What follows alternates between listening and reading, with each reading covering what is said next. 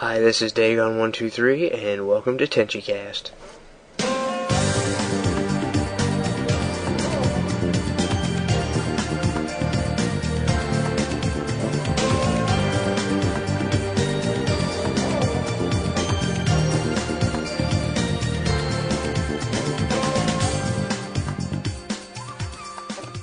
Hey everybody, it's Dagon123, and welcome to another exciting episode of the Tenchicast.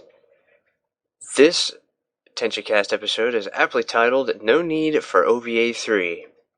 When it comes to Tenchi, most of the fandom has nothing but fond, sweet memories of Tenchi and the cast doing what they do best.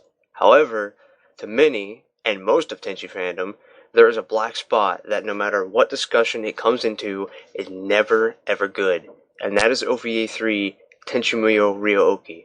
Almost everyone has one reason or another they don't like the latest iteration of the Tenchi saga, and that's what this episode is dedicated to. First up, we are going to tackle the story, or the lack thereof, or if you can even call it a story, continuation. One of the most derided parts of the OVA. And what is the first thing that pops to your mind when it comes to the story being messed up in OVA3? I would have to say Noike. Noike, I don't know. She's just always, to me, been a Mary Sue character, and I've never been able to enjoy her. She just came in really late, and we waited so long for OVA3, expecting to see a good conclusion to the series, and then instead we get left on a high note, or a low note, and we have Noike as an added girl, but it's like we've already had an established set of people in the household. I didn't really want more people in there, you know?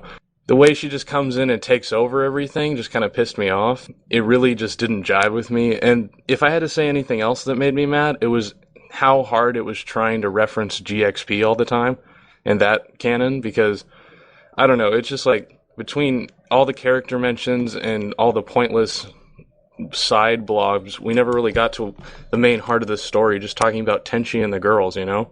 Oh, where do I even begin? Okay. I'm gonna start with the core on this one, go with Noike to start with. Secondly, how, OVA3 introduces a whole lot of characters that, weren't even mentioned, like not even hinted at in the first two. Like, you got what's her name, Mashisu and Mahoshi's brother, whatever his name was, I don't really care anymore. And it's just awful. I mean, especially that one episode, I forget which one it was, but they kind of went into the Tenchi in Tokyo syndrome, where Tenchi just disappeared for most of the episode. We don't even see him. He's got like maybe 5 lines in the whole episode. I mean, that was one of the. Okay, I'm done. I can't do it.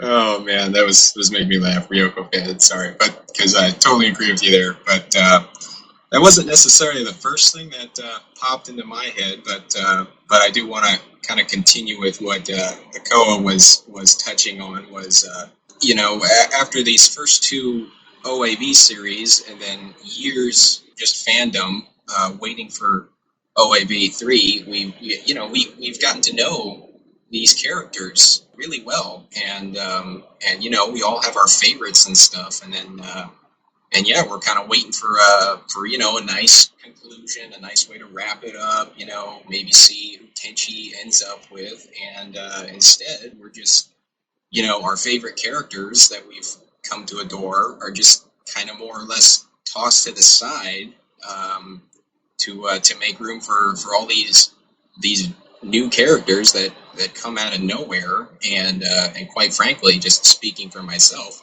for the most part, I don't really care about, like the whole Mahoshi's brother. I don't even remember his name. Noike, very very plain Jane character, pretty boring, so definitely one of the first things that I think of, and biggest pet peeves is just you only have like 7 episodes, and we're trying to wrap up for what for us is a favorite anime of ours, and instead of going into more character development with our favorite characters, you bombard us with these new characters that was something that pet peeve, to say the least. I think one of the biggest things that I did not like at all about the new Tenchi story was Kajishima was so busy trying to make Tenchi a god that he completely screws up the balance of power. Tenchi is apparently, what we've heard, or what everyone is trying to make us believe in the story, is the most powerful being in existence. Yet, he can't do more than the three goddesses can. In fact, his powers never even change. Like, if you look at everything he does in OVA2 and then everything he does in OVA3, the only single difference is when he breaks 10 dimensions. And the only reason he breaks 10 dimensions is because of the counteractor. It's not a single power that he has. It's something that was it was basically a fluke. I mean, it really was. So you have this really broken sense of the three goddesses can go back in time, they can change time, they can send people back like they did with Z and fix his storyline, and yet Tenchi is supposed to be more powerful than them, and yet Tenchi gets trumped by them in almost every way. It's like, I mean, hell, even Z was more powerful than him, and again, Tenchi is put on this pedestal like he is the most powerful being in existence. And it's just like, why do that? What point did that serve in the story? It didn't change a thing. It just made it even more convoluted. Another thing that I want to touch on in the story is Kachishima completely focuses on the Jirai story. This is what the characters do, and not it's all about the characters. Tenchi Muyo isn't about the story. It's not about Jirai. None of that matters. People come back to Tenchi Muyo. People came back to OVA3 for the characters. Everybody wanted to see Ayeka and Ryoko go at it, and Tenchi be caught in the middle, Sasami off cooking, Washu making a crazy invention, Mihoshi sleeping or causing someone trouble, and none of that happens. All of them are pushed to the side for all of Kajishima's new characters that were introduced in GXP, that were introduced in his tons and tons of novel that only like 3 people I know in existence have ever read.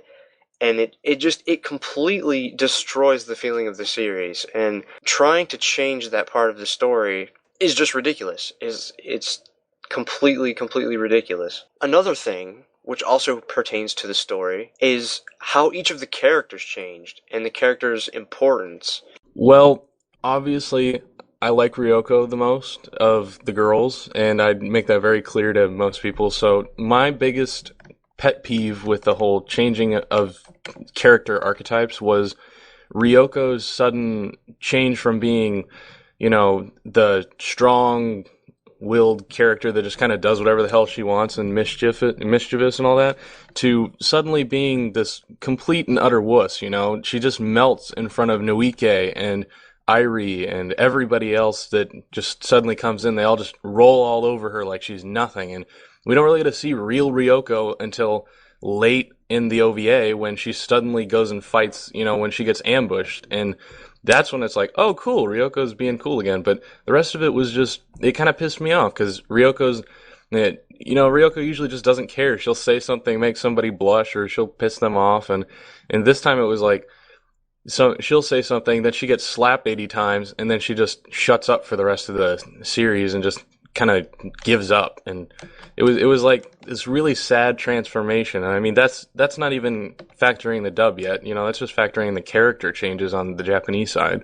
I kind of look at it basically what Akawa just said. Ryoko, she definitely changes once, all the new characters start coming in. Irie, Noike, she starts, even when, she starts helping around the house, like, that's not Ryoko. That's not the Ryoko we all know and love. She basically lays around the house all day drinking sake, That's the one, that's the Ryoko I fell in love with, As far as the other girls, Sasami I thought she didn't really change much. Ayeka changed a little bit, but not nearly as much as Ryoko. Mihoshi was, Mihoshi was Mihoshi. I thought, kind of, like Ryoko fan said, Mihoshi seemed as ditzy as ever, and Sasami just kind of went about her merry way cooking, but yeah, now that Akoa brought it up, was a lot of things in OAV3 confused me, It frustrated me, but the one thing that angered me was just the I just would call it the character destruction of Ryoko, because yeah, I won't even touch yet on the whole dub situation, obviously, but that aside, yeah, I remember that being so painfully obvious, the way yeah, she's completely crazy for Tenchi, and then this new girl out of the blue shows up and is saying, basically her and Lady Sato are saying, oh, hey, by the way, she's going to marry Tenchi. The Ryoko I know would be like, I don't think so, and there would be some conflict there. Ryoko would not, the Ryoko I know would not just take that lying down. So yeah, that was the only major character difference that comes to mind right now, and that's probably because Ryoko's like my absolutely favorite character from the show, and so I think I was just too traumatized after that to notice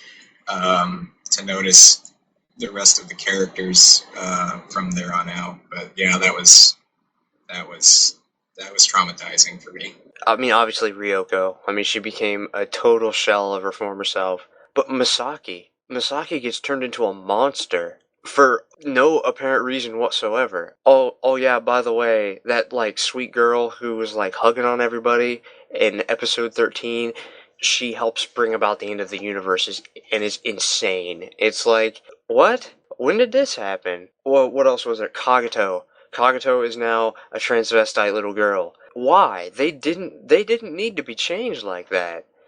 Especially Kagato. Like, Kagato doesn't play any importance into OVA3 whatsoever. The Kagato arc had been completely finished, short of a very vague saying that he told Tenchi that the Lighthawk Wings had chosen him or something like that.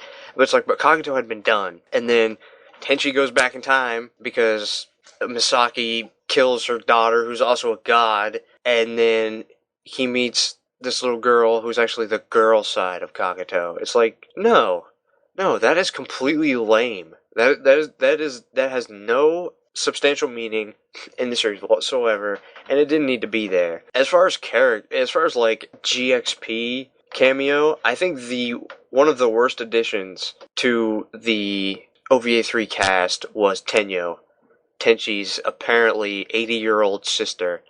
I was completely flabbergasted when they revealed that it was like, oh wait, is that his mother? Oh my god, they've been building up this traumatic experience that Tenchi has, and then, just kidding, he had a sister who looks exactly like his mother.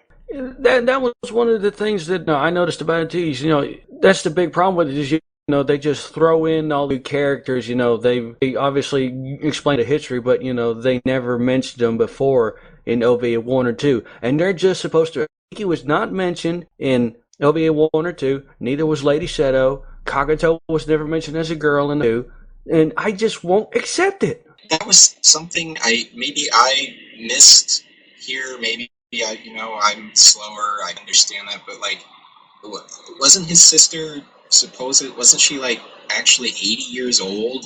And then didn't she call Nobuyuki dad? So I mean, he can't actually be her dad, can he? Because I thought Nobuyuki, he's just an ordinary earthling, so he's not old enough to actually, I mean, how does that, I never even understood, let alone how, frustrating it is that you just throw in this new character and the whole plot twist and all that, but seriously, how does that, does anyone know how does she actually even fit? I don't even understand how she can be there. Well, according to the story, each Jiraiyan is connected to a tree. Is connected to a royal tree. That royal tree gives them, prolonged life. Now, this is one thing that I wanted to get into very much because it's like a disease in OVA3. retconning. OVA3 retcons the original story in so many different ways, and there's so many continuity errors. It's astounding. There were quite a few I remember I pointed out to you in the past, and they're really frustrating because, like, I don't know, for example, Tenchi's mother, that's one that kind of comes to mind to me the most when I think of it, is they made such a big deal in the past talking about how Tenchi's so much like his mother, and, you know, he's all shy and polite and just a nice, kind guy. And then when we finally get to see flashbacks of what his mother was like, she's deranged. She's just this. She acts like a mental patient that's escaped asylum. It's frightening. She draws with marker on her child, and she makes her death into a joke. I mean, I don't know about you guys, but that really, really ticked me off. Absolutely unacceptable. Yeah, she was Jigglypuff. That's basically what I picked up when I saw her. Like, Tenchi was like in the hospital for some reason, and and your mother draws, a mother draws with Sharpie on her child's face. That just screamed Jigglypuff to me, and quite frankly, I mean, I thought it was, it was, obviously they're not connected, like the Tenchi's mom from Universe, but that's kind of the image of her that I had was, this really loving and, benevolent and sweet mother figure. And then, Tenchi's family kind of just plain out tells them, no, actually, she was actually kind of crazy. So, and looking back at GXP, because this became apparent when we learned about Lady Seto. I didn't realize when I watched GXP that in OVA3, the answer to every single question I had would be answered with, well, Lady Seto made it happen. Well, Lady Seto knew it was going to happen. Well, Lady Seto set it up. It's like, oh yeah, by the way, Katsuhito Yosho has had a wife. Lady Seto knew. It's like, well, gee, when was Lady Seto going to let the rest of Tenchi fandom know? When was she going to let us know that Ayaka was just slightly out of range to not let her know? So it's like why? It retcons the story completely. It's like, it makes it seem like she has complete control over the story. It destroys the pacing of the original. It destroys the credibility of the original, because it makes it seem like a superfluous, like, quest. And it makes it seem like everything that, led up to Ayaka being on Earth and Yosho leaving as just this big, like, yeah, I didn't want to take the throne, so... But Lady Seto knew that already. I was very frustrated with Lady Seto's character, and I really agree with you. I didn't like how they used her as... She was just that loophole to every plot incongruency where they just didn't feel like explaining it as how I felt. It's just like, oh, Noike's here because Lady Seto said she has to be here, or stuff like that. And I just don't like how much power she had. She's this, because before OVA3, maybe she was in concept, but she hadn't been introduced in anime form, and you can't expect all your viewers to read rare doujinshi in Japanese if you don't speak Japanese or read Japanese. So, and there's no translations for most of that stuff, so you really shouldn't try to tell the story through multiple mediums like that. It really disconnects the fans, and it just kind of it threw everybody for a loop, because nobody had ever mentioned her before in the anime, ever. Her name hadn't come up. She was an unknown, and then suddenly she's a major player, all out of nowhere, seemingly. I guess I just wasn't, a hardcore enough fan to, to learn Japanese and then, read up on all this supporting material, that very few people, even if they know Japanese, have read. So yeah, you would think, knowing that, like Akoa said, you're dealing with, different mediums and such, but which can work. But when you're dealing with an anime and you have a pretty good size English speaking fan base, and I mean, heck, maybe even other languages too. Maybe Spanish dub in the Latino world. But but when I can understand most of his attention being towards, I guess, the Japanese audience, but I mean, it seems like he just kind of left the English-speaking audience completely in the dark and just kind of, we'll figure it out, I mean, how are we supposed to know all that?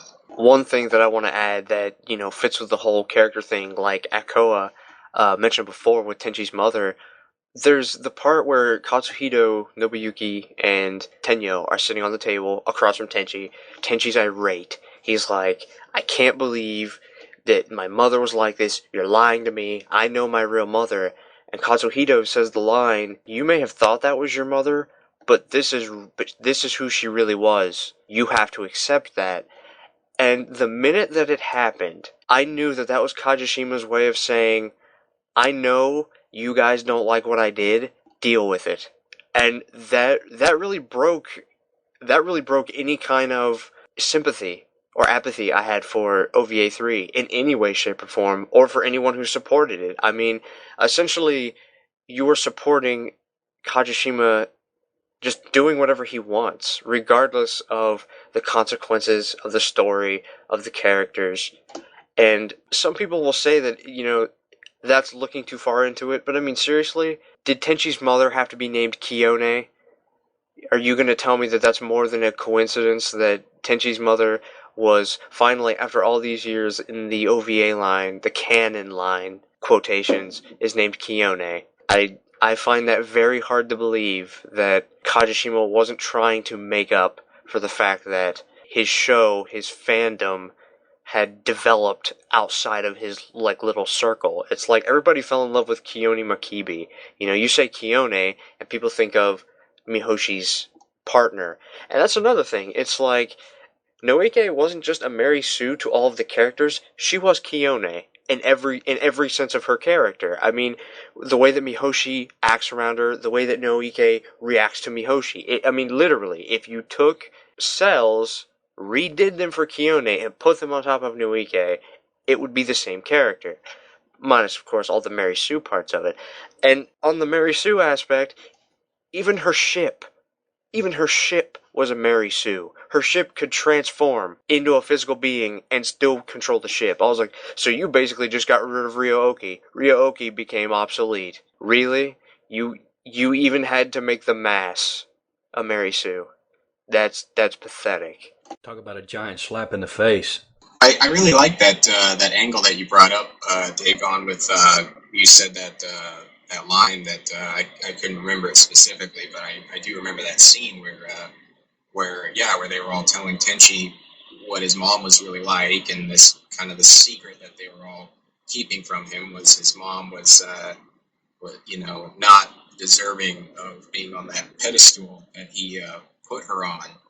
And that I really like that analogy of Tenchi there and kind of being in denial of that, and I think that really suits well, us as the Tenchi fan base saying, no, I watched the show years ago. I've been a fan for years. I know these characters. I know the story. That's not how it's supposed to go, and yet the creator, is saying, well, too bad.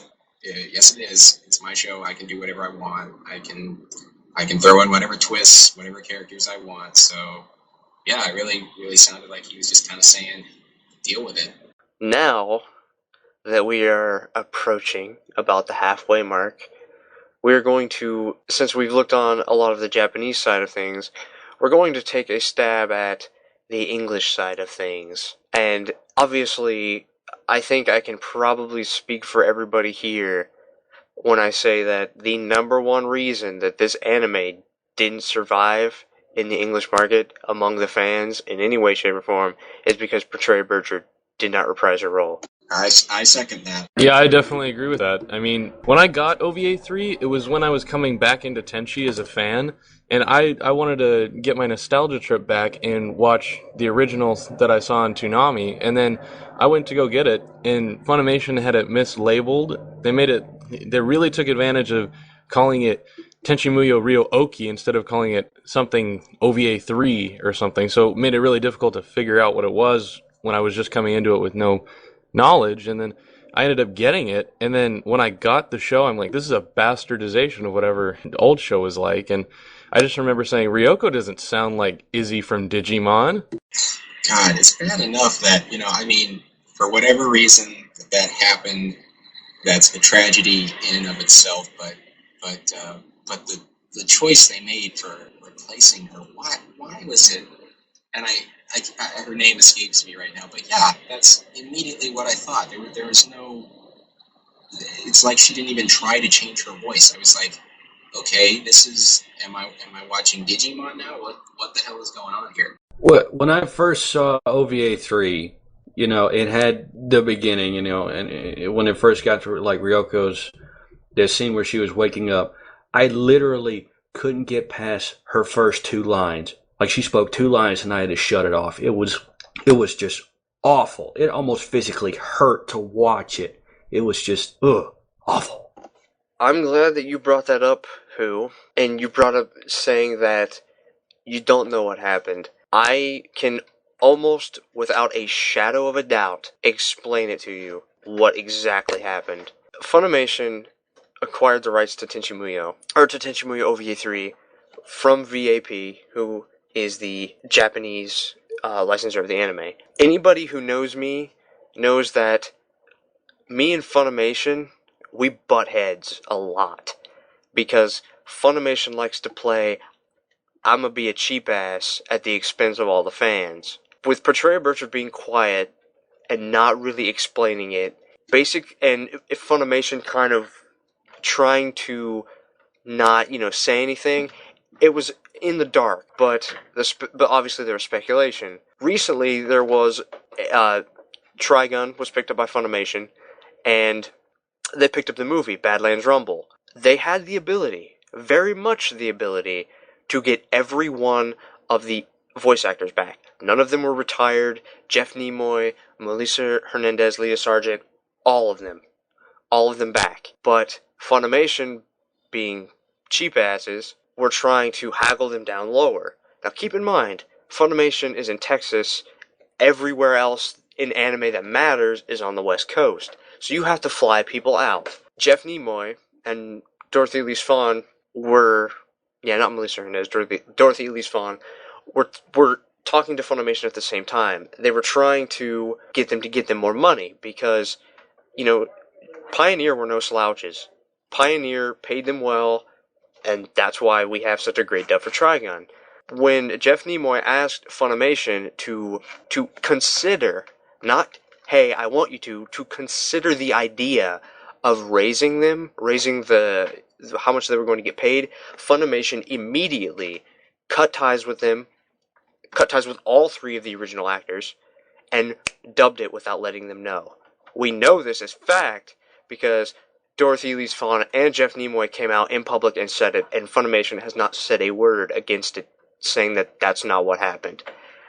Putting that in perspective of what happened with OVA3, I can almost guarantee you what happened was Portrayal Burchard, being an actor of all kinds, said, hey, I would like to be paid as much as I was with Pioneer to come out to Texas. When she asked about that, I'm sure Funimation were like, derp! And they went right to Mona Marshall, who they got to play Ryoko in OVA3. Now, the part that I love about this entire story is during the time, I don't know if any of you guys were, paying attention to that whole thing right when it was coming out, when Funimation picked up Tenchi and Tenchi was becoming buzz again. Funimation was making this big deal like, oh, well, we're working with Mona Marshall and she's sounding better and better every day like Ryoko. And the one thing that really killed it for me, that really just, to this day, is an internal thorn in my side, is when they said that they had a girl, an intern of theirs, who was a hardcore Ryoko fan, and they gave her one of the lines, just like Ryoko fan had mentioned, one of the first lines in the dub, and they said that this intern, couldn't tell the difference. And I was like, you know what, Funimation, don't even lie. don't even lie about something like that. You guys have just become the prime example of why the English adaptation of this anime failed. Because instead of trying to do it for the fans, instead of just like for once in your miserable anime company lives trying to be a company of the fans, that one line that you like to be so much, you cut out the single most important person in the dub because it was just slightly out of your price range. And that's deplorable. That is such a sad story. That's wow. That just, man, that speaks volumes about Funimation to me, and not in a favorable manner. But yeah, couldn't tell the difference. Yeah, that's okay. Yeah, whatever. Yeah, right. Dagon, I also wanted to point out that when they made these offers to actors to return, they have said in the past, and it's been confirmed by Dorothy Elias Fawn, that they don't get offered, free hotel pay or flight pay. They have to pay their own flight and their own hotel board to come out. So for them, it's basically a loss for them, is what it is, because they have to pay for. They don't know how long they're going to be down there necessarily, and then they have to pay their flight. I think they have to get open-ended flight usually, or just buy it the week before, however it is. But they don't. They're really cheap about travel and accommodations, and they don't offer to put them up in hotels or anything when they're coming in, and on top of that, with the lower pay, they really don't have any motivation to come out because it's off their dime. They're away from their family, and they're making less money than they did in the 90s when they did 90s and 2000, early 2000s when they did these shows. So, I mean, for them, it's like it's a no-brainer, and they love the characters. They want to come back, which makes it even sadder for the fans. That's disgraceful. I mean, not only are they, professional actors and actresses, but they played those parts before, especially for the fans, wanting them to reprise those roles. That's wow, paying their own travel to get there, and their own room and board. That's just sad. That's wow. That also kind of goes back to something else that I mentioned on the forum. When you have a formula that not only works, but it stands the test of time, you don't change it. And that goes for anime just as well. You just look at the Tenchi dub. You got Petrea Burchard, Sherry Lynn, all those great voice actors who basically were the reason we got into Tenchi. One of the key ones wasn't there. I mean, basically, you just don't change it. If it ain't broke, don't fix it. Yeah, I hear you there, Ryoko fan. Yeah, and I guess I love almost all the characters from the series, but yeah, when I first heard Ryoko speak, and it looked like Ryoko, but it wasn't Ryoko. That's when I realized, you know what, she was what made the show for me. And when you screw that up, I'm not gonna support Funimation by you're not gonna see OVA3 DVD on my shelf. Also, something else to think about here, to put it a little bit even more into perspective, and I know Akoa knows this even more than me, or can correct me. Funimation is not able to bring people out less than 300 miles from them in California, but they fly the voice actor of Winry from Full Metal Alchemist in her home in Italy to the US and pay her room and board and food the entire time that they dub Full Metal Alchemist. But they can't get 3 voice actors from the west side of the United States and not pay their board to do a redubbed. I was like, that is... You see now why I just hate Funimation with every fiber of my being, and anytime that I hear someone praise them, I just want to smack them. Yep, that was Caitlin Glass. That's what they did with her. I believe she lives in Rome right now. I'm not entirely certain. She moved there a little while ago. And Funimation, for Full Metal Alchemist Brotherhood, for the series, they flew her out from Rome, and I believe it was paid for her room and board. I'm not 100% certain, but I'm pretty sure. Not to mention, I'm pretty sure they paid her more than she got in the first Full Metal Alchemist. And it was just, to me, it was disgusting that they would consider, because traveling from Europe to America is far more expensive than traveling from California to Texas. And just the fact that they wouldn't consider getting any of these actors versus her. And I mean, I like Caitlin Glass, she's good, but there's no reason to treat these other actors so crappy when they're pretty much the heads of the show. You know, Petrea Bertrand, you take her out, and it's like taking out Elvis. It's like taking Elvis's show, and it's like Elvis and the Elvis Band, and then it's just the Elvis Band, you know? Yeah, the sole reason for that, I would bet my bottom dollar. You know why? Because, you know, Full Metal Alchemist is popular, and I mean, I like Full Metal Alchemist Brotherhood, but, you know, it's a popular anime, thus it makes money, so I guess that is literally all that matters for Funimation is just money, money, money. Well, and it's so frustrating because they make such a big deal about being a company of the fans for the fans, and then they do something like that for the fans. You think they'd go in and they'd help us out here, and it's just one-time cost would have gotten them, they would have sold a lot more if they'd actually gotten Ryoko, because the reviews wouldn't have been as negative, because if you look at the reviews, they're critically panned everywhere. Everywhere they're bad reviews.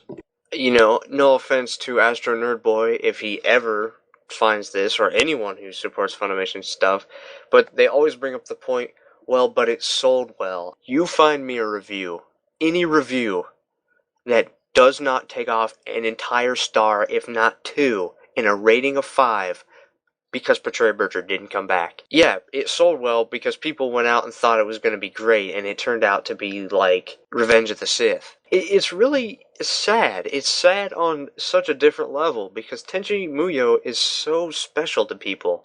I mean, in 2000, when Tenchi Muyo first aired on Toonami, it became huge. It became huge everywhere. Anybody I talk to, you know, our forum is very proof of that Tenchi still holds a great amount of respect and endearment in people's hearts. I was at a con. I was at OhioCon last year. I was sitting in the line. I was waiting to get my stuff signed for Monica Rial and Brina Palencia, and there were 2 guys, an older fan, easily 10 or 20 years older than me, and then there was a guy who was a couple years younger than me. And they saw my ryo-ohki shirt, and they're like, oh, hey, man, you know, you love Tenchi. And I'm like, oh, yeah, blah, blah, blah. I'm an administrator. I know everything. But they were like, did Tenchi ever end? And I was like, well, what do you mean, did it end? Are you talking canon? And they said, you know, yes. And I said, well, it got ruined. It's become the very essence of everything it should not have been. Kajishima completely, he lost focus of the story. And when he did that, it was at the expense of all of us, all of the people who wanted to see something special again. And the reviews say it. The reviews everywhere. People are, it's not just mad, but they're disappointed. Like, it's almost like, screw it, you go to the store, vintage Mountain Dew's back. Sorry, you get Diet Mountain Dew. Well, what about Throwback? Throwback's not around anymore, man. And it's, I know that's not a very good analogy, but it's just like, it's faded. It's faded for all the wrong reasons. It's faded because the creator couldn't write a decent story to keep it going without it becoming an egocentric info dump, and the English dub made sure that boat sank. And it's really sad. This podcast right here is proof that it still hurts. It still hurts when people talk about it. Yeah. You know, there's a lot of anime out there, but whenever, you know, and yeah, like you were saying, this forum is proof.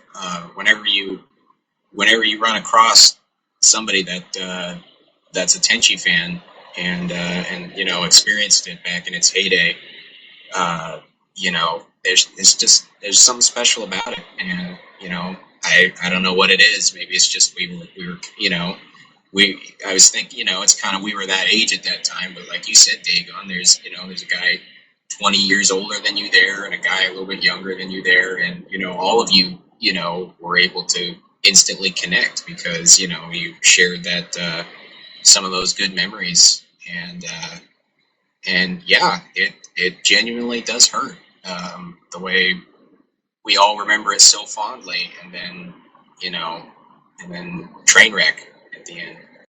And you know what really saddens me about it is how obvious it was that people just didn't, who were handling it, just didn't care about it. I mean, it just wasn't a big deal to them. It was like, oh, this is another show. We're just going to dub it and put it out. And who gives a shit what the fans think, I mean, who cares that this is going to be like a nostalgia trip, like a coming full circle thing for them? Who cares? I know, it's a classic, for Pete's sake. I mean, gosh, sorry, Dagon, didn't mean to jump in on you there, but yeah, it's just, and it seemed like they just wanted to get Tenchi Muyo done and then move on to GXP, which I still have yet to watch, because I figured if it's going after OVA3, then why bother? I think it's very telling when the first series, after what I'll call the original saga, Tenchi Forever was the end of the original saga. GXP had 26 episodes, and that's a lot. I mean, that's a considerable amount for a series. OVA3, easily the most important and most anticipated, the one that was supposed to end it all, the one that would rule them all, gets 6 episodes. And then a year later gets a 7th. And then right afterwards, Saint Knight's Tale, which is the, kind of, we'll say, the spin-off to the OVA line, kind of like how GXP was.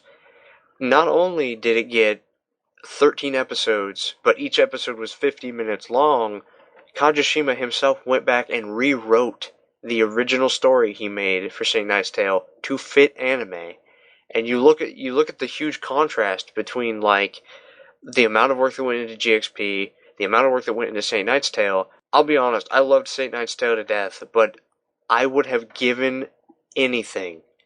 I would have given up GXP and Saint Knight's Tale in a heartbeat if it meant that I would get the OVA3 that everybody wanted. Because it needed it. It needed the extra attention because it was that important. It needed the extra, we need to make sure that the writing is good. We need to make sure that people will understand.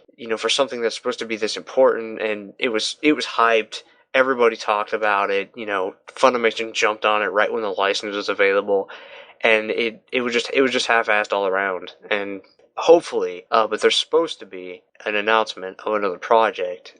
And I can only hope. This is the last chance that Tenchi gets if this is really going to be another Tenchi project, because OVA3 just bad taste in your mouth, something that you have to get rid of any way that you can.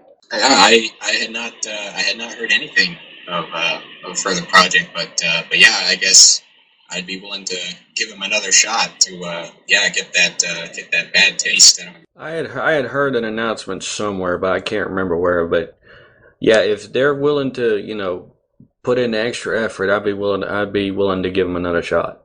I would like to see them just do something that could wrap OVA3 up and then move on and just basically go and do what OVA3 was supposed to do again. And the sad thing is that I know they can do it, because after seeing Saint Knight's Tale, I know Kajishima has it in him.